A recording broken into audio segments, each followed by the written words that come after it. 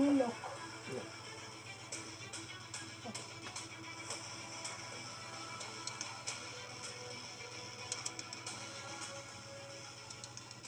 Good morning and welcome to New Stories on Omalicha Radio 91.1 FM, your number one development radio station. I am Rosemary Mwabasi Ibebu.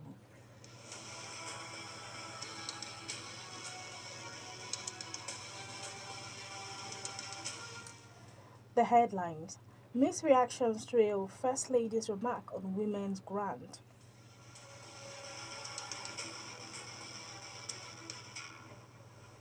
Zadinma to address UK House of Lords.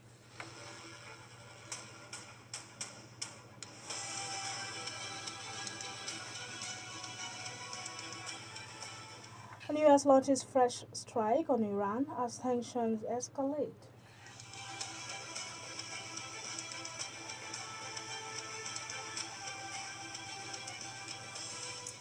England, Congo, and Colombia advanced to World Cup last 32.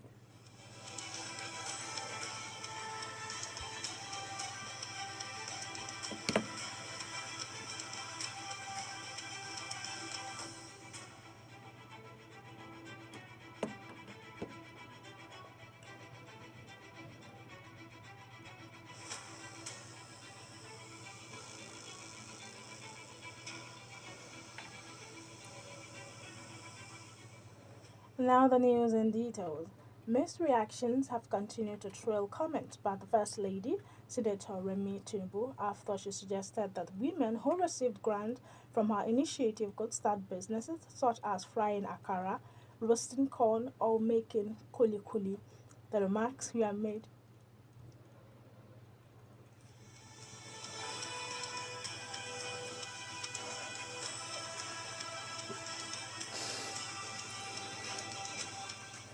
The remarks were made during an interview in a now viral video where the First Lady highlighted her contributions to the administration in the areas of health, education, and agriculture.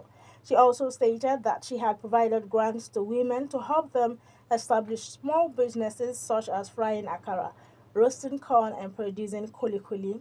Speaking with our correspondent Amarachi Ademoko, a journalist in Owerri, Mrs. Rosita Ifegadi, said she appreciates the First Lady's efforts to support women financially. However, she noted that citing only those businesses appear to limit the perceived potential of women who are now excelling in diverse fields such as technology, healthcare, and finance. She added that the message could have reflected those broader opportunities as well.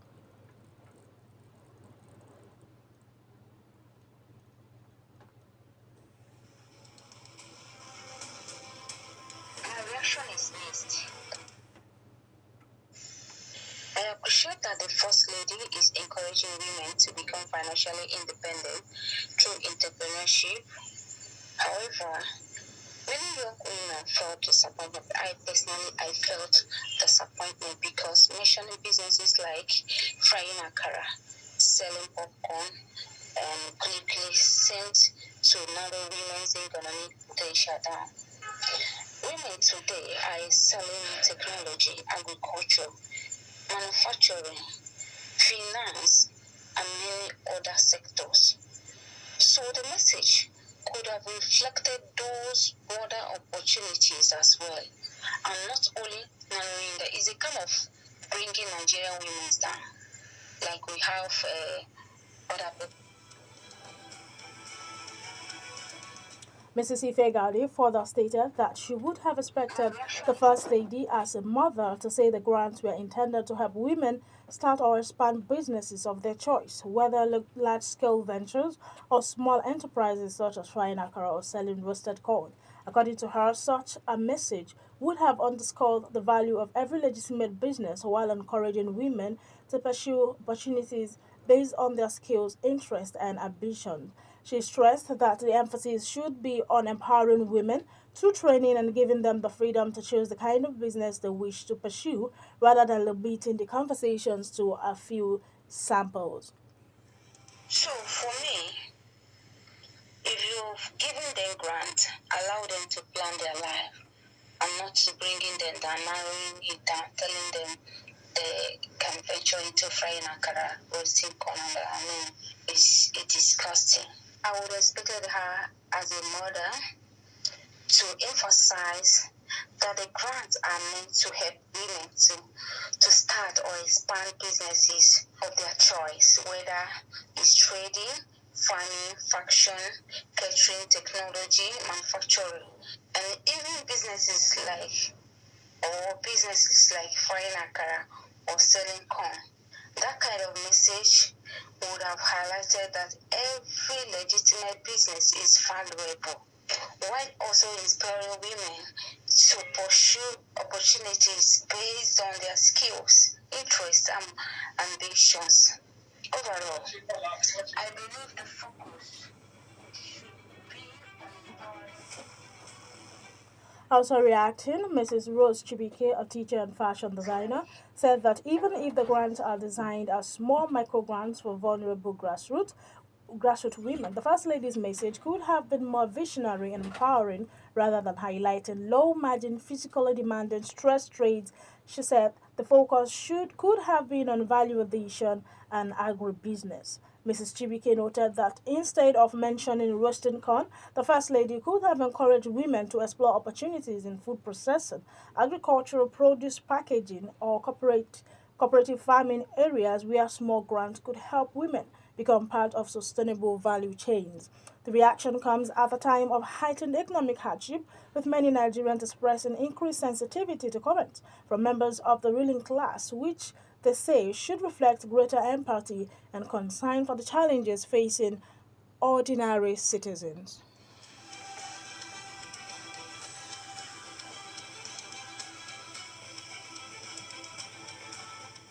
Several candidates from Imo State, recently shortlisted for recruitment into the Nigerian Army, have sustained varying degrees of injuries after the vehicle conveying them to the depot. Nigerian Army in Zaria, Kaduna State, was involved in a road accident on Saturday. The candidates were traveling to the training depot where they were expected to begin their basic military training following their successful recruitment into the Army. According to military sources, the journey was being coordinated under the supervision of Lieutenant Colonel P.D. Ngal when the incident occurred. A military source disclosed that the crash happened while the candidates were on their way to Zaria to commence recruit training. Video circulating online shows a member of injured candidates lying along the roadside and inside vehicles as emergency responders and other road users worked to evacuate them.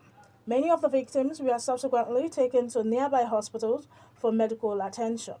As of the time of this report, the exact cause of the accident and the total number of casualties had yet to be confirmed. The Depot Nigerian Army in Zaria is the institution responsible for training newly recruited soldiers before they are formally enlisted into the service.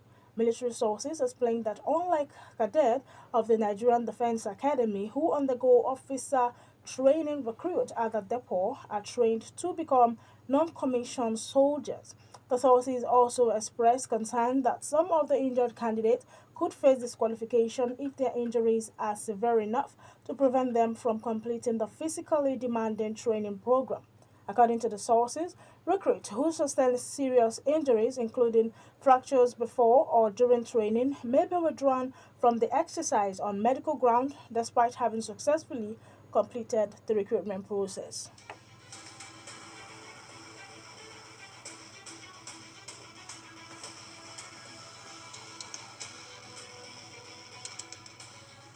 The Imo State Governor, Senator Hope Uzodinma, is set to address the United Kingdom's House of Lords next week as part of activities marking his recognition by the African Leadership Organization. The organization, publishers of African Leadership magazine and chaired by former Tanzanian President Jakaya Kikwete, will honor the governor with its African Inspirational Leadership and Good Governance Award during an event scheduled for July 2 and 3 at Westminster, London. Governor Uzodinma is expected to deliver a lecture titled From Vision to Velocity Driving Africa's Next Wave of Growth and Leadership, the Imo State Experience. According to the organizers, the platform will provide an opportunity for the governor to share Imo State's development journey and contribute to discussions on leadership, governance, and sustainable economic growth across Africa.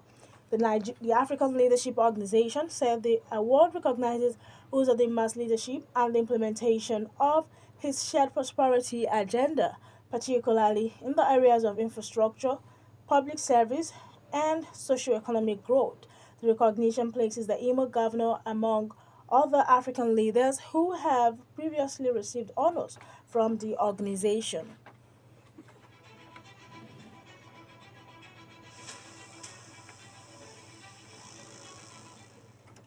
The presidential candidate of the Nigerian Democratic Congress, Peter Obi, has donated 15 million naira to the School of Nurse and Science at Holy Rosary Hospital in Mekoko in Imo State as part of his continued support for education and healthcare institutions across the country. Obi announced the donation in a post on his X handle following a visit to the institution where he met with the management, staff, and students.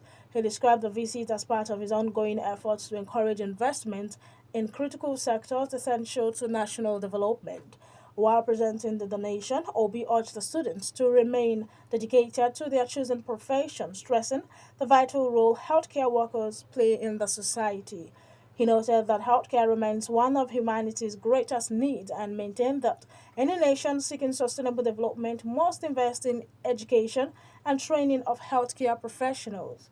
The former Anambra State governor also expressed satisfaction with the progress recorded by the institution, particularly the computer laboratory, which he had previously supported.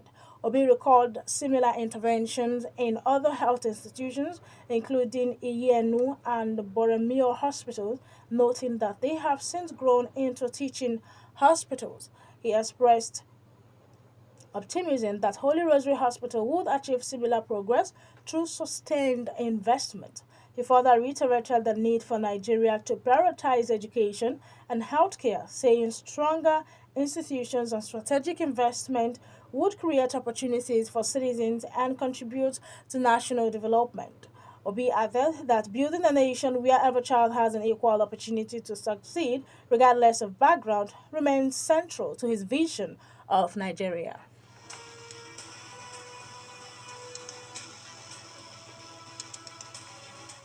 President Bola Ahmed Tinubu has approved the appointment of former House of Representatives spokesperson Abdul Razak Saeed Namdas as the new Director General of the Border Communities Development Agency. The president also appointed former federal lawmaker Patrick Obahiagbon as Executive Director, Strategy and Commercial of the Niger Delta Power Holding Company, while Chukuma Umoji has been reappointed as the company's executive Director, Corporate Services. The appointments were announced in a statement by the President's Special Advisor on Information and Strategy, Bayo Onanuga, and takes immediate effect. Namdas succeeds Dr. Dakori Nauma Alabo George, who resigned to pursue an elective position in his home state. Obahi Agbon replaces engineer Omoregie Ogbeide Ihama, who also stepped down to pursue his political ambition, while Umoji returned to his previous position after resigning earlier for the same reason. The presidency said all three appointments takes effect immediately.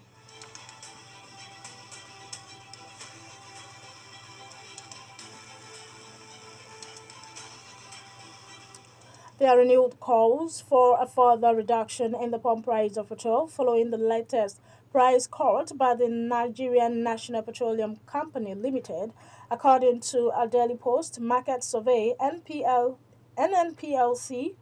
NNPCL retail outlets in Abuja have reduced the pump price of petrol from 1,260 naira to 1,210 naira per litre, making the second price reduction in 4 days. The adjustment comes days after Dangote Refinery also lowered its export price by 50% per litre. Meanwhile, the Muslim Media Watch Group of Nigeria has urged the federal government to ensure petrol marketers further reduce fuel prices, urging that the recent drop in global crude oil prices following the ceasefire in the Middle East should be reflected at the pumps. The groups described the continued high cost of petrol as unjustified and called on the Federal Competition and Consumer Protection Commission to intervene, insisting that lower prices would help ease the economic hardship facing Nigerians.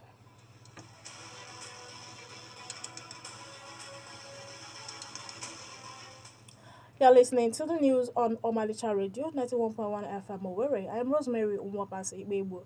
More when we come back from the break. Stay with us.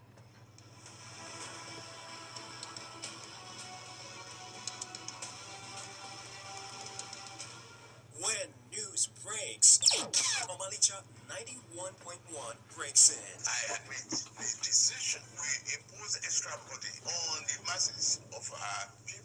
I feel your pain. Reliable. I disagree with them. What they're actually preaching is the problem of Nigeria. The problem of Nigeria is accepting wrongdoing, accepting what is unacceptable. That is using God's name in vain. And accurate. I had the opportunity to speak with the president on the issues of security and insecurity in Imo State. Listen to Omalicha News 8 a.m. and 6 p.m. Monday to Friday, 8 a.m. Saturday and Sunday for the latest local and international news on Omalicha 91.1 Owerri. All these institutions, we need to reform. They need purging, overhauling, and reformation. Omalicha News you can trust.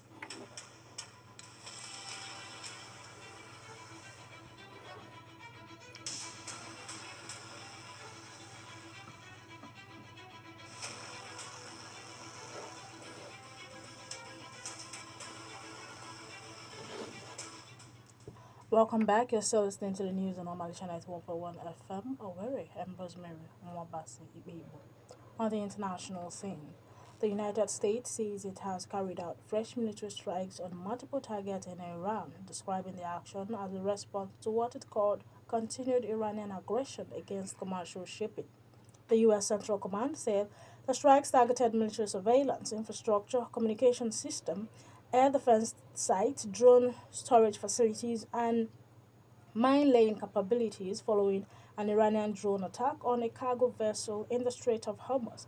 In response, Iranian Islamic Revolutionary Guard Corps said it launched a joint missile and drone operation targeting 8 U.S. military facilities in Kuwait and Bahrain, warning that any further attacks would attract a stronger response and could end ongoing diplomatic efforts. The last escalation comes despite an interim ceasefire agreement aimed at ending months of hostilities and restoring stability to the region. Both Washington and Tehran have accused each other of violating the deal. Meanwhile, a U.S. official told Reuters that there were no reported American casualties or major damage to U.S. military installations following Iranians' retaliatory strikes.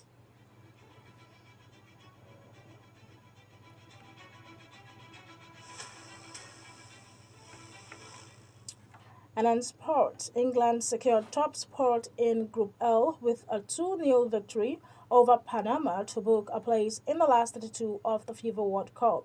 Jude Bellingham broke the deadlock in the second half before captain Harry Kane doubled the lead to become England's all-time leading World Cup goal scorer with 11 goals. England will now face Democratic Republic of Congo in the knockout stage. The Democratic Republic of Congo reached the last 32 for the first time in their history after coming from behind to beat Uzbekistan 3-1. Yohan Wissa scored twice, while Fiston Mayele was also on target to seal a historic first World Cup victory for the Congolese side. Elsewhere, Colombia finished top of Group K after playing out a goalless draw with Portugal. Colombia had a late goal ruled out for offside but did enough to finish ahead of the Portuguese, setting up a last 32 clash with Ghana, while Portugal will face Croatia.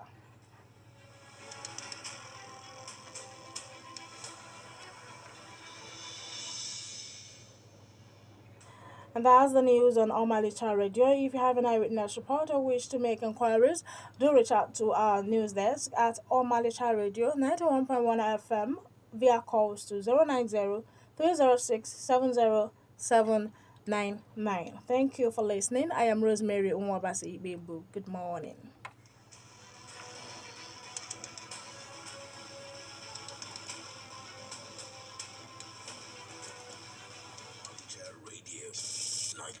91.1 FM, working for human development. Malicha Radio. 91.1 FM, working for human development.